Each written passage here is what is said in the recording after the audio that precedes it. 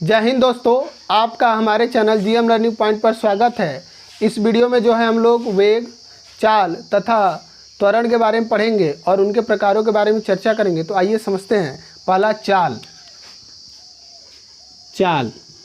तो हम लोग पिछले वीडियो में पढ़ चुके हैं। चाल किसे कहते हैं? तो किसी वस्तु द्वारा एकांक समय में चली गई दूरी वस्तु की क्या कहलाती है? चाल। और चाल कितने प्रकार के होते हैं? चाल दो प्रकार का होता है। एक होता है एक समान चाल, दूसरा होता है असमान चाल। तो हम लोग इसको लिख लेते हैं। पहला जो चाल होता है वो होता है एक समान चाल। एक समान चाल, एक समान चाल। तो एक समान चाल किसे कहते हैं? ध्यान समझिएगा। जब कोई वस्तु समान समय अंतरालों में समान दूरियां तय करती है तो वस्तु की चाल जो है एक समान चाल कहलाती है। जैसे कोई अगर व्यक्ति 1 घंटे में 1 किलोमीटर जाए और अगले भी 1 घंटे में वह 1 किलोमीटर ही जाता है तो उस वस्तु की चाल क्या कहलाती है? एक समान चाल कहलाती है। तो इसकी परिभाषा हम लोग लिख लेते हैं। तो जब कोई वस्तु समान समय अंतराल में समान दूरियां तय करती है तो उस वस्तु की चाल कैसी चाल होती है? एक समान चाल होती है। दूसरा होता है असमान चाल। तो आइए समझते हैं असमान चाल क्या है। असमान चाल।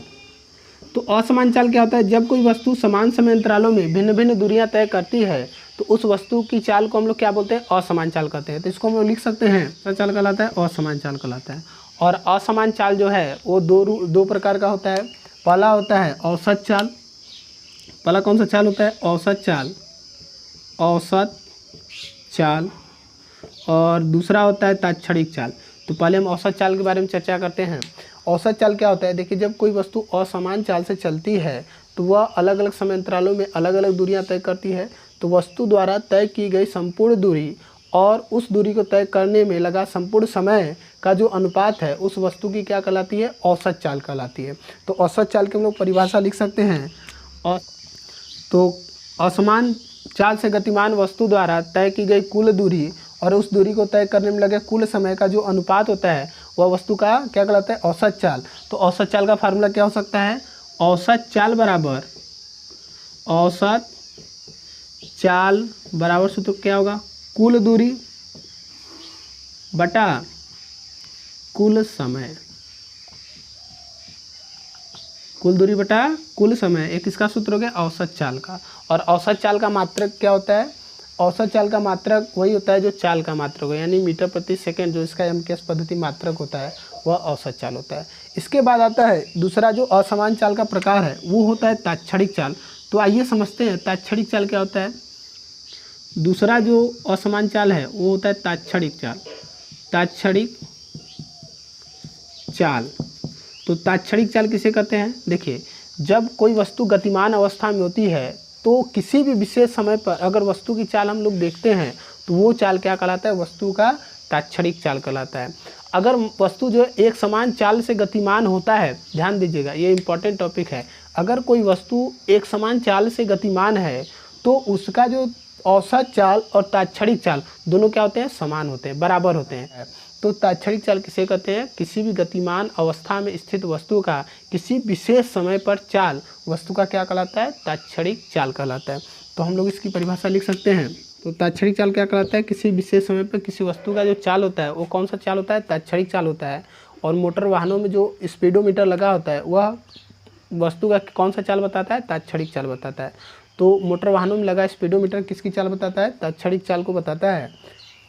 तो तात्क्षणिक चाल का सूत्र क्या हो सकता है? मान लीजिए इसमें माना कोई वस्तु टी समय पर अल्पांश समय टी समय में अल्पांश समय डेल्टा टी में डेल्टा यस दूरी तय करती है। यस दूरी क्या करती है? तय करती है। तो उस वस्तु की तात्क्षणिक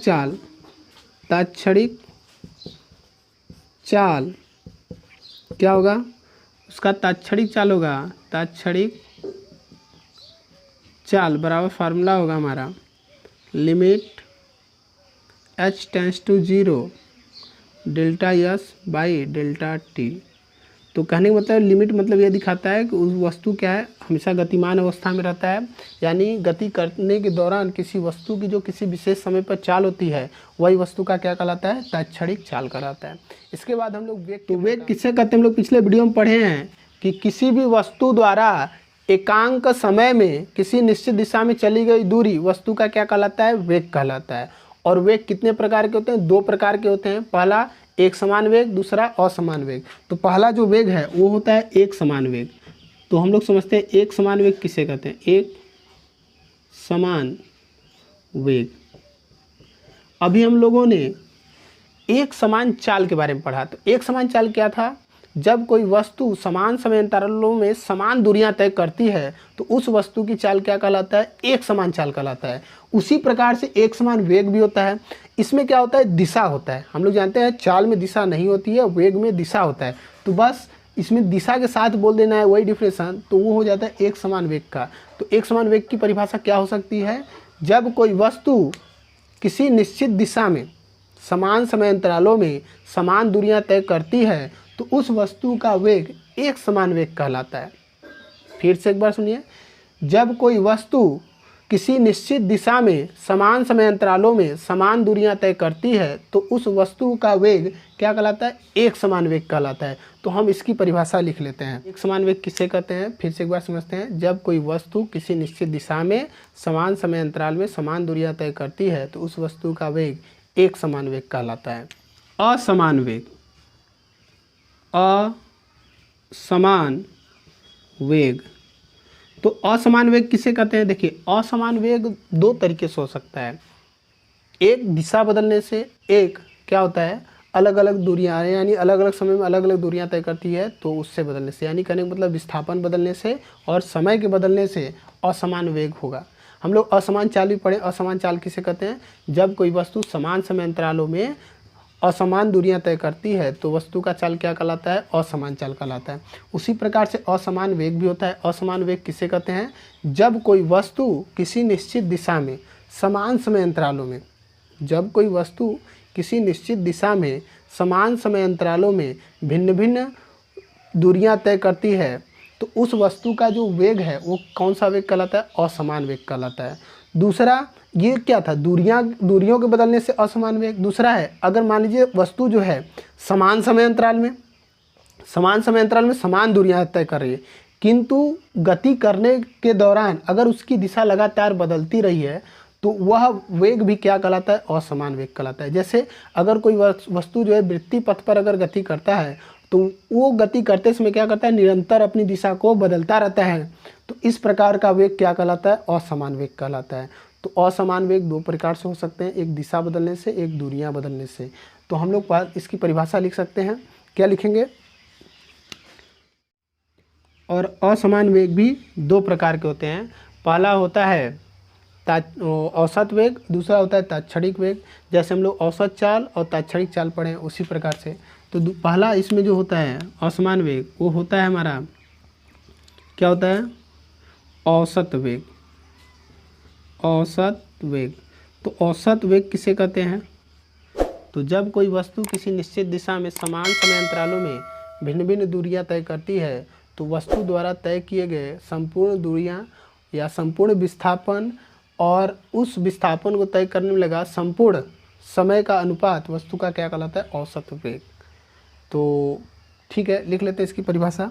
इसकी परिभाषा क्या लिखेंगे, तो औसत वेग किसे कहते हैं, असमान वेग से गतिमान वस्तु द्वारा तय की गई कुल विस्थापन तथा इस विस्थापन को तय करने में लगा कुल समय का अनुपात वस्तु का क्या कहलाता है, औसत वेग कहलाता है। और औसत वेग का फार्मूला क्या होगा, हम लोग लिख लेते हैं, औसत वेग बराबर फार्मूला कुल विस्थापन बटा कुल समय। तो औसत वेग कैसी राशि है, यह भी एक प्रकार सदिश राशि हुआ। क्यों, क्योंकि विस्थापन और वेग क्या है, सदिश राशि है, इसलिए औसत वेग भी सदिश राशि है। यह एक वेग ही है, समझिए यह वेग का ही एक प्रकार है। तो आप लोग समझ गए औसत वेग किसे कहते हैं।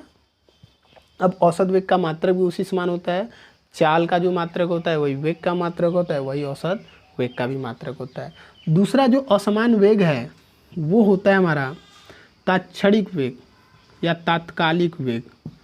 तात्क्षणिक वेग या तात्कालिक वेग। देखिए, तात्कालिक का मतलब होता है तुरंत का तुरंत। अगर कोई वस्तु गतिमान अवस्था में है या गति करने के दौरान है तो किसी भी विशेष समय पर अगर हम उसकी वेग या उसकी चाल को बताते हैं तो वो जो कहलाता है वो तात्क्षणिक वेग या तात्क्षणिक चाल कहलाता है। बशर्ते तात्क्षणिक वेग और तात्क्षणिक चाल में क्या अंतर है? एक छोटी सी अंतर है, इसमें दिशा निर्धारित रहता है और चाल में क्या होता है? दिशा निर्धारित नहीं होता है। तो तात्क्षणिक वेग किसे कहेंगे? किसी भी वस्तु द्वारा किसी विशेष समय पर, किसी गतिमान वस्तु का किसी विशेष समय पर वेग क्या कहलाता है? उस वस्तु का तात्क्षणिक वेग कहलाता है। तो हम लोग तात्क्षणिक वेग की परिभाषा लिख सकते हैं और तात्क्षणिक वेग का भी सूत्र वही हो सकता है। तात्क्षणिक वेग बराबर फार्मूला क्या होता है? तात्क्षणिक वेग इक्वल फार्मूला हो जाता है लिमिट h टेंड्स टू 0 और इसमें दिशा होता है डेल्टा s बटा डेल्टा t। तो यह किसका वेग हो जाता है? तात्क्षणिक वेग का। तो इस प्रकार से तात्क्षणिक वेग जो होता है एक असमान वेग का प्रकार है। और इसके बाद हम लोग पढ़ेंगे त्वरण, एक्सीलरेशन। देखिए, त्वरण क्या होता है? पहले तुम समझते हो वेग परिवर्तन की दर को त्वरण कहते हैं। अर्थात जब कोई वस्तु जो होता है, जब किसी वस्तु का वेग यानी जब कोई वस्तु गति करता है तो उसमें क्या उत्पन्न होता है? वेग। क्योंकि वस्तु जो है किसी समय अंतराल में कोई ना कोई दूरियां तय करेंगी तो वस्तु में क्या उत्पन्न होता है? वेग। अब किसी का वेग जो होता है समय के साथ बढ़ता है या घटता रहता है, तो उसके वेग में जो वृद्धि या कमी होती है समय के साथ, वही क्या कहलाता है? त्वरण कहलाता है। तो त्वरण की एक स्पष्ट परिभाषा क्या दे सकते हैं?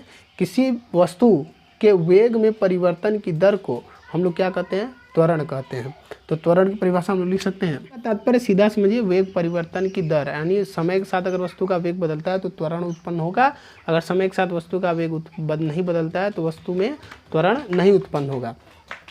अब त्वरण बराबर सूत्र क्या हो सकता है?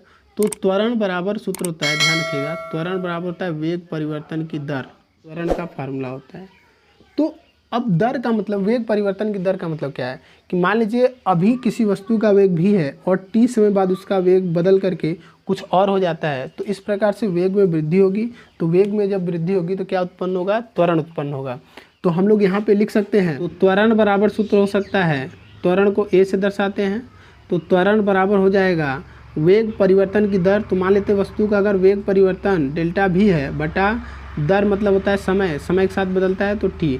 यानी हम लिख सकते हैं इसमें कि यदि किसी वस्तु के वेग में वृद्धि, मान लीजिए वृद्धि या कमी डेल्टा भी होता है और उस वृद्धि को होने में कितना समय लगता है? t समय लगता है, तो वस्तु का त्वरण a बराबर होगा डेल्टा v बाई टी।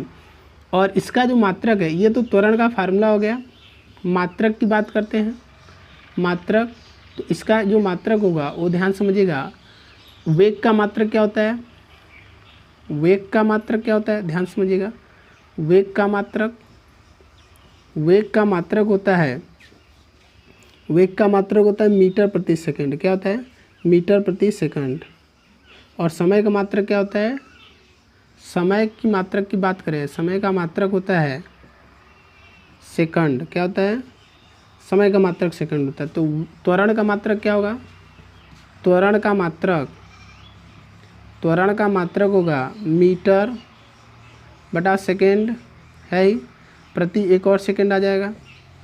ठीक है, आप इसके बटा 1 लिख सकते हैं। तो इसका क्रॉस मल्टीप्लिकेशन करिए, इसका इसमें, इसका इसमें, तो इसका हो जाएगा। तो ये कितना आ जाएगा? मीटर प्रति सेकेंड स्क्वायर। तो या इसे और लिख सकते हैं आप, मीटर सेकेंड के पावर -2। तो यह जो मात्रक है यह किसका मात्रक हो जाता है? त्वरण का मात्रक हो जाता है। अब त्वरण देखिए दो प्रकार का होता है। जब किसी के वेग में परिवर्तन होता है तो वह दो प्रकार से हो सकता है। मान लीजिए समय के साथ वस्तु का वेग बढ़ता है, तो यदि किसी वस्तु का वेग जो है समय के साथ बढ़ता है तो उसका त्वरण क्या कहलाता है? धनात्मक त्वरण कहलाता है। और यदि किसी वस्तु का वेग समय के साथ लगातार घटता जाता है तो उस वस्तु का वेग क्या कहलाता है? ऋणात्मक त्वरण कहलाता है। और इस ऋणात्मक त्वरण को हम लोग क्या बोलते हैं? मंदन बोलते हैं। तो त्वरण कितने प्रकार के होते हैं? दो प्रकार के होते हैं। त्वरण कितने प्रकार के होते हैं? दो प्रकार का। पहला होता है धनात्मक त्वरण, धनात्मक त्वरण। तो धनात्मक त्वरण किसे कहते हैं? जब किसी वस्तु का जब किसी वस्तु के वेग में समय के साथ वृद्धि होती है तो वस्तु का त्वरण क्या कहलाता है? धनात्मक त्वरण कहलाता है। तो इसकी परिभाषा हम लोग लिख सकते हैं, धनात्मक त्वरण कहलाता है। ठीक है। इसके बाद दूसरा आता है ऋणात्मक त्वरण। तो जस्ट इसी का उल्टा होता है। ऋणात्मक त्वरण किसे कहते हैं? ऋणात्मक त्वरण, और इसी को बोलते हैं मंदन, या क्या बोलते हैं इसको? मंदन। तो ऋणात्मक त्वरण या मंदन किसे कहते हैं? जब किसी की वस्तु के वेग में समय के साथ क्या होती है? कमी होती है, तो वस्तु का त्वरण क्या कहलाता है? ऋणात्मक त्वरण कहलाता है। तो इसकी परिभाषा हम लिख सकते हैं। तो त्वरण दो प्रकार के होते हैं, ऋणात्मक त्वरण और धनात्मक त्वरण।